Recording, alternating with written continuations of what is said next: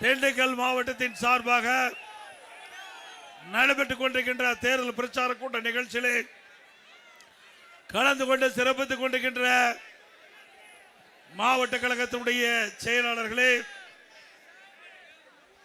முன்னாள் அமைச்சர் பெருமக்களே, நாடாளுமன்ற சட்டமன்ற உறுப்பினர்களே, வருகை தந்திருக்கின்ற கூட்டணி கட்சியினுடைய தலைவர்களே, நிர்வாகிகளே, கழக உடன்பிறப்புகளே, பெரியோர்களே, தாய்மார்களே, விவசாயிகளே, தொழிலாளர் நண்பர்களே,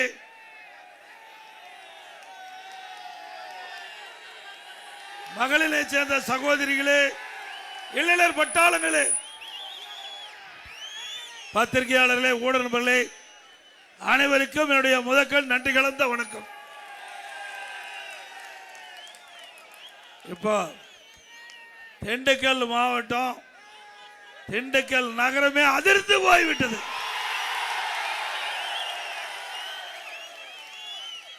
பூமி அதிர்கின்ற அளவிற்கு கடல் போல் மக்கள் வெள்ளம் காட்சி அளிக்கின்றது. எந்த திசையை நோக்கினாலும் மக்கள் வெள்ளம். ஆக திண்டுக்கல் மாவட்டம் அதிமுக கோட்டை என்பதை நிரூபித்து வைக்கின்றது. உங்களுடைய ஆரவாரம் எழுச்சி நடைபெற்ற சட்டமன்ற பொது தேர்தலில் நம்முடைய வேட்பாளர் வெற்றி பெற்று விட்டார்கள். அனைத்து இந்திய அண்ணா திராவிட முன்னேற்ற கழக தலைமையிலே அமைக்கப்பட்ட தேசிய ஜனநாயக கூட்டணி நம்முடைய கூட்டணியிலே கழகத்தின் சார்பாக திண்டுக்கல் சட்டமன்ற தொகுதி முன்னாள் அமைச்சர், சட்டப்பேரவை உறுப்பினர், மூத்த அண்ணன் திரு திண்டுக்கல் சீனிவாசன் அவர்கள் நிறுத்தப்பட்டிருக்கின்றார். அதே போல நத்தம் சட்டமன்ற தொகுதி முன்னாள் அமைச்சர், சட்டமன்ற உறுப்பினர், மூத்த அண்ணன் நத்தம் விஸ்வநாதன் அவர்கள் நிறுத்தப்பட்டிருக்கின்றார். வேடத்தூர் சட்டமன்ற தொகுதி முன்னாள் எம்எல்ஏ டாக்டர் விபிபி பரமேஸ்வரன் அவர்கள் நிறுத்தப்பட்டிருக்கின்றார். நீலக்கோட்டை தொகுதி சட்டப்பேரவை உறுப்பினர் திருமதி எஸ் தேன்மொழி அவர்கள் நிறுத்தப்பட்டிருக்கின்றார். பழனி சட்டமன்ற தொகுதி திரு கே ரவி மனோகரன் அவர்கள் நிறுத்தப்பட்டிருக்கின்றார். ஆத்தூர் சட்டமன்ற தொகுதி திரு ஏ விஸ்வநாதன் அவர்கள் நிறுத்தப்பட்டிருக்கின்றார். கிட்டத்தட்ட 6 சட்டமன்ற தொகுதியில் அனைத்து இந்திய அண்ணா திராவிட முன்னேற்ற கழகத்தின் சார்பாக 6 பேர் நிறுத்தப்பட்டிருக்கின்றோம். இந்த 6 பேருக்கும் இரட்டை சின்னத்தில் வாக்களிக்க வேண்டும். பொன்மனச்சம்மாள் புரட்சி தலைவர் எம்ஜிஆர் சின்னம், மாண்புமிகு அம்மாவின் சின்னம், உழைப்பாளின் சின்னம், விவசாயியின் சின்னம், வியாபாரியின் சின்னம், ஏழையின் சின்னம், வெற்றி சின்னம். வாக்களிப்பீர் இரட்டலைக்கு. அதே போல நம்முடைய கூட்டணியிலே அங்கம் வைக்கின்ற தமிழ் மாநில காங்கிரஸ் கட்சியின் சார்பாக ஒட்டஞ்சத்திரம் சட்டமன்ற தொகுதியிலே அந்த கட்சியினுடைய வேட்பாளராக திரு விடியலை சேகர் அவர்கள் நிறுத்தப்பட்டிருக்கிறோம். அவருக்கு தாமரை சின்னத்திலே வாக்களிக்க வேண்டும். என்ன சின்னம்? தாமரை சின்னத்திலே வாக்களிக்க வேண்டும். ஆக அதிமுக வேட்பாளர் 6 பேர், அவர்களுக்கு இரட்டை சின்னத்திலே வாக்களிக்க வேண்டும். இன்னைக்கு கூட்டணி கட்சி வேட்பாளர் சகோதரர் விடியல் சேகர் அவர்களுக்கு தாமரை சின்னத்திலே வாக்களிக்க வேண்டும். என்னுடைய மூத்த அண்ணன் 2 பேர், என்னை விட மூத்தவர்கள், இயக்கத்துக்கு பாடுபட்டவர்கள், அவருடைய ஆசையோடு தான் நானே நிற்கிறேன். இருவரும் அண்ணன் அவர்கள் இயக்கத்துக்கு பாடுபட்டவர். பொன்மனச்சம்மாள் புரட்சி தலைவர் எம்ஜிஆர் காலத்திலும் சரி, அம்மா காலத்திலும் சரி இந்த இயக்கத்திற்காக உழைத்தவர்கள், இயக்கத்திற்காக பாடுபட்டவர்கள். திண்டுக்கல் மாவட்டம் இன்றைக்கு பல்வேறு திட்டங்களை கொண்டு வருவதற்கு துணையாக நின்றவர்.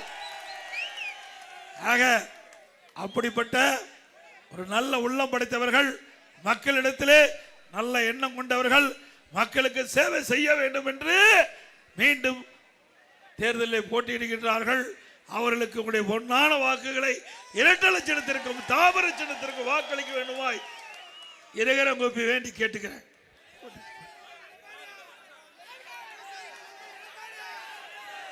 இன்றைய தினம் முதலமைச்சர் போராட்டத்தெல்லாம் பேசுறார். அரசியல் பேசுனா பரவாயில்ல. அண்ணா திமுக எதுக்கு தில்லு திராணி தெம்பு கிடையாது ஸ்டாலினுக்கு. ஸ்டாலின் அவர்களே, உங்களுக்கு தில்லு திராணி தெம்பு இருந்தா எங்களுடைய நிர்வாகத்தை பத்தி பேசுங்க, நாங்க பதில் சொல்ல தயார். அதை விட்டுட்டு எடப்பாடி பழனிசாமி டெல்லிக்கு அடுமை, தமிழ்நாடுக்கும் டெல்லிக்கு தான் போட்டி. இங்க என்னங்க தேர்தல் நடக்குது? சட்டமன்ற தேர்தல் நடக்குது. இந்த முதலமைச்சருக்கு மறதி சாஸ்தி. இன்றைக்கு தமிழ்நாட்டில் சட்டமன்ற தேர்தல் நடக்குது. இந்த சட்டமன்ற தேர்தலில் திராவிட முன்னேற்ற கழக ஆட்சி அகற்ற வேண்டும் என்பதற்காக நடக்கிற தேர்தல். அதனாலதான் வேற எதுவுமே பேச முடியாத தமிழ்நாட்டுக்கு டெல்லிக்குன்னு பேசிட்டு இருக்காரு. இவருக்கு அடிக்கடி மறதி உண்டு. 2-3 நாளைக்கு முந்தி பார்த்தீங்கன்னா கடலூர் நினைக்கிறேன், அந்த கடலூர் மீட்டிங்கில் வேட்பாளர் அறிவிப்படுத்துறாரு. அப்ப என்ன சின்னம் என்ன சின்னம் என்ன சின்னங்கிறாரு. அவருடைய உதயசூரியன் சின்னமே மறந்து போச்சு.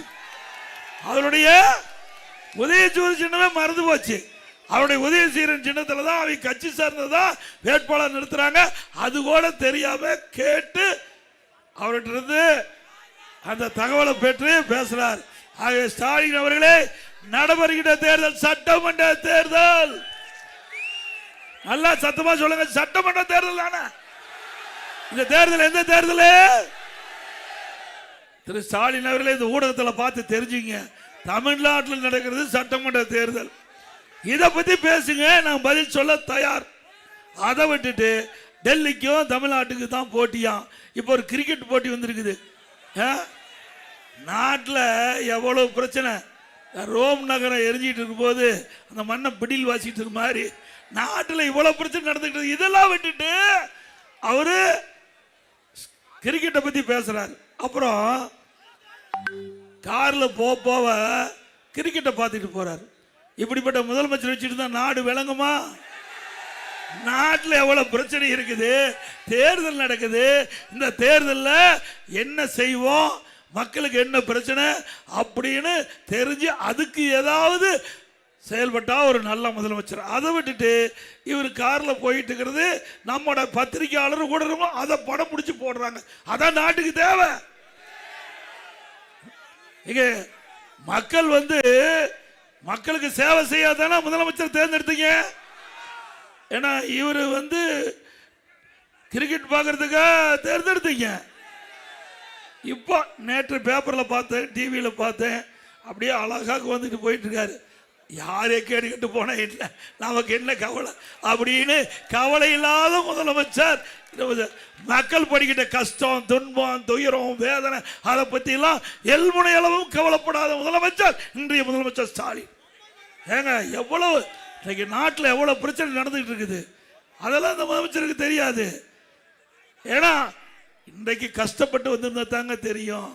ஒருவன் நான்லாம் இங்கிருந்து இங்க வந்தவன், இங்கே நின்று இங்கே வந்தவன். ஆக கஷ்டம்னா என்னன்னா அனுபவ ரீதியாக நாங்கள் உணர்ந்தவர்கள். ஆனா அவெல்லாம் செல்வ செழிப்பில் வாழ்ந்தவர், கஷ்டத்தை பற்றியே உணராதவர், நாட்டு மக்களுக்கு என்ன நாட்டு மக்களுடைய நிலவரம் என்னன்னு தெரியாத ஒரு முதலமைச்சர் இன்றைய முதலமைச்சர் ஸ்டாலின் அவர்கள். அது மட்டும் இல்ல, இன்றைக்கு ஸ்டாலின் ஒன்று சொல்றாரு, எடப்பாடி பழனிசாமி வாய் மூடி இருக்கிறார். பாராளுமன்ற தொகுதி மறுவரையில் என்ன தகவல் சொல்றார், அதுக்கு என்ன பதில் கேட்கிறார் ஸ்டாலின் அவர்களே. ஏற்கனவே உள்துறை அமைச்சர் மரியாதைக்குரிய அமித்ஷா அவர்கள் தெளிவுபடுத்தி விட்டார், நாடாளுமன்ற தேர்தலில் மறுவரையில் தமிழ்நாடு எந்த விதத்திலும் பாதிக்காது. எந்த விதத்திலையும் சொல்லியாச்சுல்ல. ஆனா மத்திய அரசா குறை சொல்ல வேணும். அதுக்காக இதை இப்போ கையில் எடுத்துட்டு பேசிட்டு இருக்கிற முதலமைச்சர் இன்றைய முதலமைச்சர் ஸ்டாலின் அவர்கள். ஏற்கனவே மத்திய அரசாங்கத்தின் சார்பாக மத்திய உள்துறை அமைச்சர் மரியாதைக்குரிய அமித்ஷா தெளிவாக சொல்லிவிட்டார். நாடாளுமன்ற தேர்தல் பாராளுமன்ற தொகுதி மறுவரையில் தமிழகத்தில் எந்த விதத்திலும் பாதிக்காது பாதிக்காது பாதிக்காது. இதுக்கு மேலே நீங்க பேசுனா இது இல்லைன்னு தான் அர்த்தம். வேற என்ன செய்ய முடியும்? உண்மைதானே? ஆக ஸ்டாலின் தோல்வி பயம் வந்துட்டது. தோல்வி பயம் நிச்சயமா தோல்வி பெறுது உறுதி. அதனால தோல்வி பயத்துல ஏதோ பேசிட்டு வராரு. ஆனா அத்தனையும் பொய். அப்புறம் எடப்பாடி பழனிசாமி மொழிக் கொள்கையில் என்ன செய்வார்னு நீதாப்பா ஏற்கனவே அந்த காலத்திலேயே யார் கொண்டு வந்தது? காங்கிரஸ் ஆட்சி மத்தியில் இருக்கின்ற பொழுதுதான் இந்திய எதிர்ப்பு போராட்டம் நடந்ததா இல்லையா? உண்மைதானுங்க. இந்திய எதிர்ப்பு போராட்டத்தில் மொழிக்காக பல பேர் உயிர் தியாகம் செஞ்சு மொழி போர் தியாகிகளுக்கு நாம் அஞ்சலி செலுத்திட்டு இருக்கிறோம். அப்படி இருக்கும் போது காங்கிரஸோட தான் நீங்க கூட்டணி வச்சிருக்கிற. உண்மைதானே? யாரோட கூட்டணி? எந்த ஆட்சி காலத்தில் இந்த இந்திய எதிர்ப்பு போராட்டம் வந்தது? மத்தியில் காங்கிரஸ் ஆட்சி, மாநிலத்தில் காங்கிரஸ் ஆட்சி. அந்த காலகட்டத்தில் தான் வந்தது. அப்படிப்பட்ட கட்சியோட கூட்டணி வச்சுக்கிட்டு மும்மொழி கொள்கை பத்தி நம்மகிட்ட பேசுறார். இன்னொன்னா இவருடைய குடும்பம், ஸ்டாலினுடைய குடும்பம் சிபிஎஸ்இ பள்ளிக்கூடம் நடத்திட்டு இருக்காங்க. சிபிஎஸ்இ யாருகிட்ட எல்லாம் பேசிட்டு இருக்கிறீங்க? மக்களை எப்படி எல்லாம் ஏமாற்றுறாங்க பாருங்க. பேசுவது ஒண்ணு, செயல்படுவது ஒண்ணு. ஆக இப்படி இரட்டை வேடம் போடுகின்ற முதலமைச்சர் இன்றைய முதலமைச்சர் ஸ்டாலின் அவர்கள். திரு ஸ்டாலின் அவர்களே, அந்த காலத்தில் ஏமாத்துறீங்க, இப்பெல்லாம் ஏமாத்த முடியாது. பேச பேச லைவ்ல போயிட்டு இருக்குது. விஞ்ஞான உலகம், விஞ்ஞான உலகத்தில் நீங்க சொல்ற பொய்யெல்லாம் உண்மையாகாது. அப்புறம் இங்க ஒரு அமைச்சர் இருந்தார், யாரும் உணவுத்துறை மந்திரி, உங்களுக்கு தெரியும். அவரு பொங்கல் தொகுப்பு கொடுத்தார், மறக்கவே முடியாது. பொங்கல் தொகுப்பு நான் கூட பரவாயில்ல, அனைத்து இந்திய அண்ணா திராவிட முன்னேற்ற கழக ஆட்சியிலே கொண்டு வரப்பட்ட திட்டம், ஆக திராவிட முன்னேற்ற கழகம் தொடருது அப்படின்னு நான் கூட நினைச்சேன். அதில் 21 பொருள் பைய சேர்த்து 21 பொருள் தருவதாக அறிவிக்கப்பட்டு பொருள் கொடுத்தாங்க. அந்த பொருளில் அந்த புளியில் பார்த்தா பள்ளி இருக்குது, அந்த அரிசியில் பார்த்தா வண்டு ஊறிக்கிட்டு இருக்குது. அப்புறம் வெல்லம் கொடுத்தாங்க, ஒழுகிற வெள்ளத்தை கொடுத்தாங்க. எல்லாம் பொங்கலுக்கு வெள்ளம் கொடுக்கல, மக்களுக்கு வெள்ளம் கொடுத்துட்டாங்க. மக்களுக்கு பெரிய வெள்ளத்தை கொடுத்துட்டார். ஒழுகிற வெள்ளத்தை கொடுத்த மந்திரி தான் இங்க இருக்கிற யாரு, நீங்களே பேர சொல்லியிருக்கேன். உங்களால் திருவண்ணாமலையில் 2 டன் வெல்லம், 2 டன் வெல்லம், அது சாப்பிடுவதற்கு உகந்ததல்ல அப்படின்னு அந்த கலெக்டர் நிராகரிச்சிட்டார். அப்படி ஒழுகிற வெள்ளத்தை கொடுத்த ஆட்சி மீண்டும் தேவையா? ஏழைகளுக்கு கொடுக்கின்ற பொருள், ஏழைகளுக்கு கொடுக்கின்ற பொருள், ரேஷன் கடையில் ஏழைகளுக்கு கொடுக்கின்ற பொருள் கூட தரமான பொருளா கொடுக்க முடியாத அரசாங்கம், அதுல ஊழல் செய்கின்ற அரசாங்கம் நாட்டுக்கு தேவையா? எவ்வளவு பெரிய மோசடி! அதோட இன்னைக்கு இந்த பகுதியில் கண்மொழி கிழங்கு விவசாயிகள் பயிரிட்டு இருக்காங்க.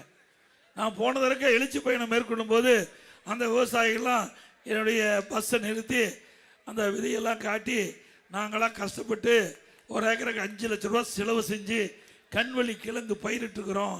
இங்கே இருக்கிற ஒரு அமைச்சர், அதுதான் எந்த அமைச்சர்னு முதலே சொல்லிட்டேன், ஒழுகிற வெள்ளத்தை கொடுத்த அமைச்சர், இங்கே சிண்டிகேட்டு போட்டு அந்த கூட்டு விற்பனையில் வெளியூர் வியாபாரிகள்லாம் வாங்கக்கூடாதுன்னு ஒரு கட்டுத்திட்டம் போட்டு இங்கே சிண்டிகேட் போட்டு அந்த விலையை குறைச்சி எங்களுக்கு வருகின்ற வருமானத்தை தடுத்து நிறுத்தினார். எங்களுக்கு கிடைக்க வேண்டிய வருமானம் இந்த அமைச்சரால போயிட்டது. இந்த அமைச்சரே இதுக்கு துணை நிற்கிறார். இந்த அமைச்சரே இந்த கண்வழி கிழங்கு விதைய இவர் ஆள் வச்சு விலைக்கு வாங்கிட்டு இருக்காரு, இதுல கொள்ளையடிச்சிட்டு இருக்காருன்னு அந்த மக்கள் சொல்ல செய்தி. உண்மையா?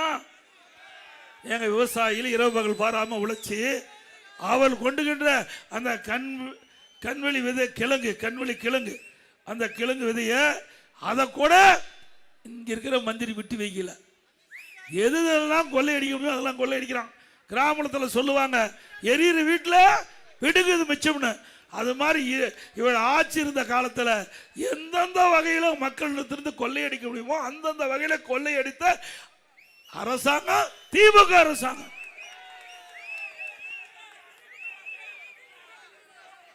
அதே போல இப்ப கூப்பன் கொடுக்குறாங்களாம். என்ன கூப்பன் 8000 ரூபாய் கூப்பன் கொடுக்குறாங்களாம். ஏன்? அதில் தான் ஊழல் செய்ய முடியும். நாம அதிமுக தேர்தல் அறிக்கையில் நம்முடைய மக்கள் படுகிற கஷ்டத்தை பார்த்து நேரடியா வங்கி கணக்கில் 10000 ரூபாய் கொடுக்குறோம். வங்கி கணக்கில் நேரடியா 10000 ரூபாய். இவர்கள் என்ன சொல்றாங்க? நம்முடைய அறிவிப்பை பார்த்துட்டு 8000 ரூபாய் கூப்பன் கொடுக்கணும்னு சொன்னா அந்த கூப்பன்ல கமிஷன் கிடைக்கணும். இந்த கூப்பன் திமுக காரன் தான் 100% திமுக ஆட்சிக்கு வர போறதில்ல, 100% வர போறதில்ல. ஆனாலும் அந்த தேர்தல் அறிக்கை வெளியிடும் போது கூட திமுக குடும்பத்துக்கு என்ன வருமானம் வரும் என்று திட்டமிட்டு தான் அந்த தேர்தல் அறிவிப்பை வெளியிடுறாங்க. சிந்திச்சு பாரு. அண்ணா திமுகவுக்கு திமுகவுக்கு தான் உள்ள வேறுபாடு. அதுல 8000 கூப்பன் கொடுக்கணும், 8000 ரூபாய் கூப்பன் கொடுக்கணும்னா அதுல திமுக காரன் தான் கொடுப்பான். அதுல அதுக்கு கமிஷன் வாங்கிட்டு தான் கொடுப்பான். பிறகு அந்த கடைக்கு போனீங்களா அந்த பொருள் தான் வாங்க சொல்லுவான். அதுல அவருக்கு கமிஷன் கிடைக்கும். இப்படி மக்களுடைய பணத்தை எந்தெந்த வழியில சுரண்ட முடியுமோ அந்தந்த வழியில தேர்தல் அறிவிப்பு கொடுப்பதில் கூட சுரண்டுகின்ற ஒரே கட்சி திமுக கட்சி. உண்மையா பொய்யா?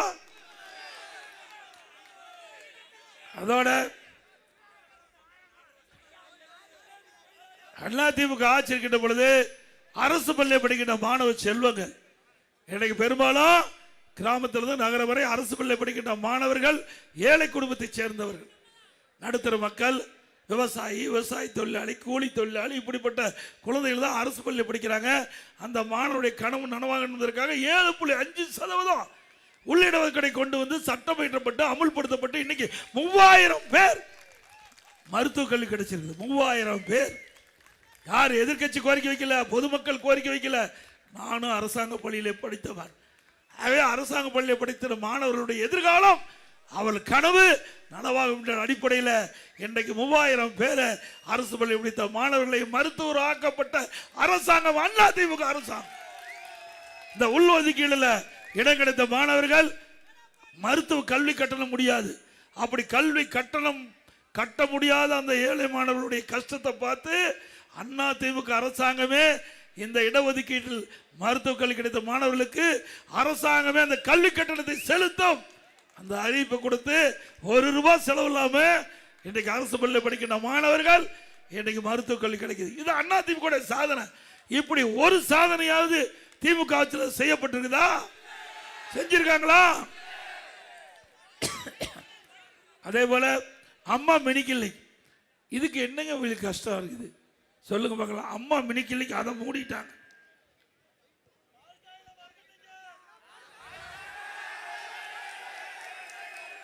அம்மா மினி கிளினிக் 2000 அம்மா மினி கிளினிக் நான் திறந்தேன். ஏன்னா நான் கிராமத்தில் பிறந்து வளர்ந்தேன். எங்கள் ஊர்ல இருந்து எடப்பாடிக்கு போனால் 16 கிலோமீட்டர் போனால் தான் எடப்பாடிக்கு போக முடியும். அங்கே ஏதாவது நோய்வாய்ப்பட்டால் அங்கே மருத்துவ சிகிச்சை செய்ய வேண்டும். அந்த எண்ணம் எனக்கு வந்தது. உடனே தமிழ்நாட்டில் இருக்கின்ற எல்லா கிராமத்திலிருந்து நகரம் வரை மக்கள், ஏழை மக்கள் அதிகமாக வசிக்கின்ற பகுதியில் ஒரு அம்மா மினி கிளினிக் திறக்கப்பட வேண்டும் என்ற அடிப்படையில் திறந்தோம். ஒரு அம்மா மினி கிளினிக்கில் எம்பிபிஎஸ் டாக்டர், ஒரு செவிலியர், ஒரு மருத்துவ உதவியாளர் நியமித்து அற்புதமாக நடந்தது. ஏழை மக்கள் அங்கே போய் நல்ல சிகிச்சை பெற்று வந்தாங்க. அது அதிமுக நல்ல பேர் வந்தது. உடனே ஸ்டாலின் பார்த்தார், ஆகா இதே தொடர்ந்து செயல்பட்டா அதிமுக நல்ல பேர் வந்துடும், மக்கள்கிட்ட செல்வாக்கு வந்துடும், அதை ரத்து பண்ணிட்டார். ஏழைகளுக்கு சிகிச்சை அளிக்கக்கூடிய, சிகிச்சை அளிப்பதை கூட பொறுத்து கொள்ள முடியாத அரசியல் காழ்ப்புணர்ச்சி கொண்ட முதலமைச்சர் நாட்டுக்கு தேவையா? இதுல என்னங்க அரசியல் இருக்குது? ஒவ்வொரு அரசியல் கட்சியும் நாட்டு மக்களுக்கு நன்மை செய்ய வேண்டும் என்பதற்கு தான் அரசியல் கட்சியை தொடங்குறாங்க. ஆனா திமுக அப்படி இல்லை. குடும்பத்துக்காக இருக்கின்ற கட்சி திமுக கட்சி, மக்களுக்காக இருக்கின்ற கட்சி அண்ணா திமுக கட்சி. ஸ்டாலின் அவர்களே, நீங்க எதெல்லாம் ரத்து பண்ணீங்களோ, அம்மா மினி கிளினிக் ரத்து பண்ணிருக்கிறீங்க. மீண்டும் அண்ணா திமுக ஆட்சிக்கு வந்தவுடன் அம்மா மினி கிளினிக் திறக்கப்படும். அதே மாதிரி இங்க பெரும்பாலும் விவசாயிகள் அதிகமா இருக்கிறீங்க. இன்னைக்கு மழை காலத்தில் பெய்கின்ற நீர் வீணாக போயிருது. அப்படி மழை காலத்தில் பெய்கின்ற நீர் முழுவதும் சேமித்து வைக்க வேண்டும் என்பதற்காக குடிமராமத்து திட்டத்தை கொண்டாந்து ஏரி குளம் குட்டை எல்லாமே தூர்வாரப்பட்டு அந்த வண்டல் மண் விவசாய நிலத்திற்கு இயற்கை உரமாக பயன்படுத்தினாங்க. ஒன்று ஏரி ஆழமாச்சு, மற்றொன்று விவசாய நிலம் நல்ல பண்பாடு கொண்டாந்தோம். அந்த திட்டத்தை நிறுத்திட்டாங்க. அப்போ விலையில்லாமல் அள்ளிட்டு போனாங்க. அதிமுக அந்த திட்டத்தை இப்போ ரத்து பண்ணிட்டாங்க. மீண்டும் அதிமுக ஆட்சி வந்தா குடிமராமத்து திட்டம் தொடரும். விவசாயிகள் தாராளமாக ஏரி குளம் குட்டையில மண் அள்ளிக்கலாம். அதே போல இன்றைக்கு விவசாயிகளுக்கு தொடக்க வேளாண் கூட்டுறவு வங்கியில் வாங்கிய பயிர்க்கடன் 2 முறை தள்ளுபடி பண்ணோம். விவசாயிகளுக்கு 2 முறை தள்ளுபடி பண்ணோம். 16 அம்மா தள்ளுபடி பண்ணாங்க. 2021 12,500 கோடி விவசாயிகள் வாங்கிய கடன் தள்ளுபடி செய்யப்பட்ட அரசாங்கம் அண்ணா திமுக அரசாங்கம். இந்த திண்டுக்கல் மாநகராட்சியில் 4.5 கோடி ஊழல், வரி ஊழல் பண்ணியிருக்காங்க. தெரியுமில்ல உங்களுக்கு? அதில் சம்பந்தப்பட்ட அதிகாரி எல்லாம் கம்பி எண்ணிட்டு இருக்கான்னு நினைக்கிறேன். ஜாமீன்ல வந்துட்டாங்களா என்னமோ தெரியல. ஜாமீன்ல வந்துட்டாங்களா வரல. ஆக உங்ககிட்ட இருந்து வரிவாய பேரு உங்ககிட்ட வரி வாங்கி அதில் அடிப்படை தேவைகளை நிறைவேற்றணும். இதுதான் மாநகராட்சியோடைய பணி. ஆனால் இந்த திண்டுக்கல் மாநகராட்சியில் இந்த வருவாய மோசடி செஞ்சு 4.5 கோடி மோசடி செஞ்சு அவர் மீது வழக்கு செய்யப்பட்டு அவரெல்லாம் இன்றைய தினம் சிறையில் இருப்பதாக நான் கேள்விப்பட்டேன். அதே போல அதிமுக ஆட்சி இருக்கின்ற வரை எவ்வளவு பிரச்சனை பண்ணாங்க உங்களுக்கு நல்லா தெரியும். கொஞ்சம் கொஞ்சம் பிரச்சனையா பண்ணாங்க. எத்தனை போராட்டம், அத்தனை போராட்டத்துக்கு நான் அனுமதி கொடுத்தேன். ஆயிரக்கணக்கான போராட்டம். மக்களுக்கு பிரச்சனையை அரசுடைய கவனத்தை கொண்டு வரணும். போராடிக்க. இந்த ஆட்சியில் ஒரு போராட்டத்தை கூட அனுமதி கொடுக்க மாட்டாங்க. அந்த கூட்டணி கட்சிக்கே கிடையாது. அந்த கூட்டணி இருக்கிற கம்யூனிஸ்ட் கட்சிக்கு கிடையாது, விடுதலை சிறுத்தைக்கு கிடையாது. மக்களுடைய குறைகளை, மக்களுடைய பிரச்சனையை இந்த அரசுடைய கவனத்தை கொண்டு வருவதுதான் போராட்டம். அதை கூட ஒடுக்கின்ற அரசாங்கம் தான் திராவிட முன்னேற்ற அரசாங்கம் என்பதை இந்த நேரத்தில் தெரிவித்து, அது மட்டும் இல்லை, எங்க பார்த்தாலும் போதைப் பொருள் விற்பனை. கஞ்சா விற்காத இடம் எங்காச்சும் இருக்குதா? கிராமத்திலிருந்து நகரம் வரை சந்து பொந்து எல்லா பக்கையும் கஞ்சா விற்பனை அமோகமா விற்குது. இந்த கஞ்சா போதை ஆசாமியால் தான் குற்றம் அதிகரிச்சிருக்குது தமிழ்நாட்டில். குற்றம் அதிகரித்ததுக்கு காரணமே இந்த கஞ்சா போதை ஆசாமியால். அந்த கஞ்சா போதை ஆசாமி இளைஞர்கள், மாணவர்கள், பொதுமக்கள் இந்த கஞ்சாவுக்கு அடிமையாகி அப்படி வாழ்க்கை சீரழியுது இந்த ஆட்சியில். இதற்கு யார் துணை? திமுக நிர்வாகிகள் துணை இருப்பதாக செய்தி. நல்லா சிந்திச்சு பாருங்க. நாம் பெற்ற பிள்ளை நம் கண் முன்னே சீரழியக்கூடிய நிலை இந்த ஆட்சியெல்லாம் பார்க்கப்படுகிறது. அதிமுக அது மட்டும் இல்ல, இந்த பாலியல் வன்கொடுமை நடப்பதற்கு காரணமே இந்த கஞ்சா போதை ஆசாமி. இந்த கஞ்சா போதை ஆசாமியால கொலை, கொள்ளை, திருட்டு, வழிப்பறிவு, பாலியல் வன்கொடுமை நடக்காத நாளே இல்லை. இந்த ஆட்சி, இப்படிப்பட்ட ஆட்சி தேவையா? அதிமுக ஆட்சி வந்தவுடனே 3 மாதத்தில் தமிழகத்தில் கஞ்சாவை அறவாக ஒழிக்கப்படும். இன்றைக்கு சிறுமிக்கு பாதுகாப்பு இல்லை, பெண்களுக்கு பாதுகாப்பு இல்லை, பாட்டியம்மா கூட பாதுகாப்பு இல்லை. உண்மைதானே? பத்திரிகையிலே ஊடகத்தில் செய்தி வந்துட்டு இருக்குல்ல. இன்றைக்கு தமிழகத்தில் 18,000 பாலியல் சீண்டல் அதன் மூலம் வழக்கு பதிவு செஞ்சு 18,000 வழக்குகள் பாலியல் சம்பந்தப்பட்ட வழக்குகள். அதுல 6,999 வழக்குகள் சிறுமிகள் பாதிக்கப்பட்ட வழக்கு, போக்சோ வழக்கு. போக்சோ வழக்குனா 8 வயசுக்கு குறைவாக இருக்கின்ற சிறுமிகள் பாலியல் கொடுமைக்கு ஆளாக்கப்பட்டிருக்கிறாங்க. 6,999 பேர் இந்த ஆட்சியில் பாலியல் சீண்டலுக்கு ஆளாக்கப்பட்டுன்னா அந்த சிறுமியுடைய நிலைமை என்னன்னு சிந்திச்சு பாருங்க. இப்படிப்பட்ட அரசாங்கம் தேவையா? 2 வயசு குழந்தை கூட இந்த ஆட்சியில காப்பாற்ற முடியல. அப்ப ஸ்டாலின் சொல்றாரு, அப்பா அப்பானா ரொம்ப சந்தோஷமா நினைக்குது. அப்பா அப்பா எனக்கு கதறும் போது இந்த ஸ்டாலின் எங்க போனார்? குழந்தை 2 வயசு குழந்தையை இன்றைக்கு கதற கதற பாலில் சீண்டல் ஏற்படுகின்ற பொழுது அப்பா அப்பான்னு இந்த குழந்தை கத்தி இருக்கும்ல, இந்த அப்பாவுக்கு காது கேட்காது. அப்பெல்லாம்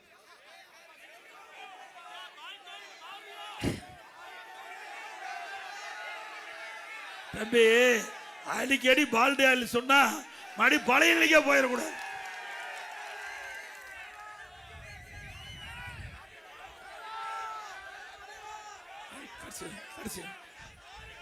அது மட்டும் இல்ல, இன்றைக்கு ஸ்டாலின் போற பக்கம் பேசுறாரு. எடப்பாடி பழனிசாமி இன்றைக்கு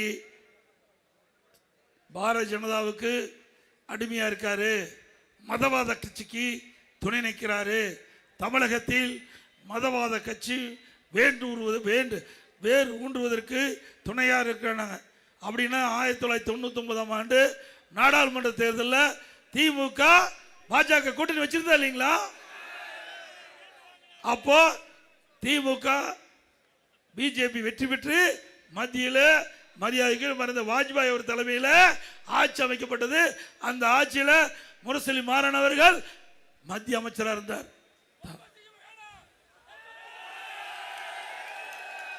இருந்தார்ல? அப்ப பாரு, திரு கருணாநிதியும் அவர் மருமகனும் எப்படி வாஜ்பாய் குள்ளா போடுறாரு பாருங்க, எப்படி ஐஸ் வைக்கிறாங்க பாருங்க. திரு உதயநிதி அவர்களே இத பாருங்க, உங்க தாத்தா என்னென்ன வேலை பண்ணாருன்னு. உங்க தாத்தா கூட்டணி வச்சா சரி, நாங்க கூட்டணி வச்சா மதவாத கட்சியா? சரி. அப்புறம் 2001ஆம் ஆண்டு சட்டமன்ற பொதுத் தேர்தல், அதுலயும் திமுக பிஜேபி கூட்டணி வச்சிருந்தது. அப்பெல்லாம் மதவாத கட்சியா தெரியாதா? நாம கூட்டணி வச்சா மதவாத கட்சி, திமுக கூட்டணி வச்சா நல்ல கட்சி. என்னங்க இதுல சிந்திச்சு பாருங்க, எவ்வளவு ஏமாற்று வேலை, எப்படி மக்களை திசை திருப்புறாங்க. அத்தனை சிறுபான்மை மக்களை ஏமாற்றி வாக்குகளை பெறுவதற்கு ஸ்டாலின் நடிக்கிற நாடகம். உண்மைதானே? இல்லன்னு பத்திரிகையில் அப்போ நல்லவர் சொன்னார். இப்போ திரு கருணாநிதி அப்போ மோடி நல்லவர்னு சொல்றார். நாம சொல்லல, அவர் யாரு? நாம சொல்றதுக்கு முந்திய அந்த பேப்பரில், ஏன்னா இதெல்லாம் காட்டினா தான் மக்களுக்கு புரியும், திமுக நிலைமை என்னன்னு தெரியும். அப்போ ஒரு பேட்டியில் சொல்றார் பத்திரிகைக்கு, மோடி நல்லவர், குஜராத்தில் சிறப்பு ஆட்சி செஞ்சவர், திறமையானவர்னு யார் சொல்றா? திரு கருணாநிதி, திரு உதயநிதியினுடைய தாத்தா சொல்றார். கிடைக்கலையா? ஆக அவர்கள் சொன்னா அது சரி, நாம சொன்னா தப்பு. எந்த விதத்தில் பாருங்க, நரேந்திர மோடி மிகவும் நல்லவர். நரேந்திர மோடி அவர்கள் யார் சர்டிபிகேட் கொடுத்தது? திரு கருணாநிதியே கொடுத்துட்டாரு. அப்பளும் மகனும் வாய் மூடிட்டு இருக்கணும். எப்ப பார்த்தாலும் என்ன சொல்றாரு ஸ்டாலின்? நான் யார் தெரியுமா? முத்துவேல் கருணாநிதியுடைய மகன் கிடையாது. அப்படின்னா அவர் சொல்றது நீ கேட்க வேணும்ல? திரு கருணாநிதி சொன்னது கேட்க வேணும்ல? அவரே குஜராத்தை சிறப்பாக மேம்படுத்தியுள்ளார். நரேந்திர மோடி மிகவும் நல்லவர். கருணாநிதி பரபரப்பு பேட்டி. இவ்வளவும் பேசிவிட்டு நம்ம பத்தி விமர்சனம் செய்வதற்கு இவருக்கு யோக்கியது உண்டா? ஏங்க, நாம தேர்தல் நேரம் திமுக தலைமையில் ஒரு கூட்டணி, அண்ணா திமுக தலைமையில் ஒரு கூட்டணி, நாங்க வாக்குகள் சிதறாம அண்ணா திமுக தேசிய ஜனநாயக கூட்டணி அமைச்சிருக்கிறோம். எங்களுடைய கூட்டணி அமைக்கின்ற போதே தெளிவுபடுத்தியாச்சு. எங்க கூட்டணிக்கு தலைமை அண்ணா திமுக. எங்க கூட்டணி வெற்றி பெற்று வந்தா அண்ணா திமுக ஆட்சி அமைக்கும். எங்களுடைய கூட்டணியுடைய வேட்பாளர் இபிஎஸ் சொல்லியாச்சுல்ல. அப்புறம் மறுபடியும் டெல்லிக்கு தமிழ்நாடுக்கு, டெல்லிக்கு தமிழ்நாட்டுக்குன்னா அப்படி என்னன்னு சொல்றது? இது இல்லைன்னு தான் சொல்ல வேணும்.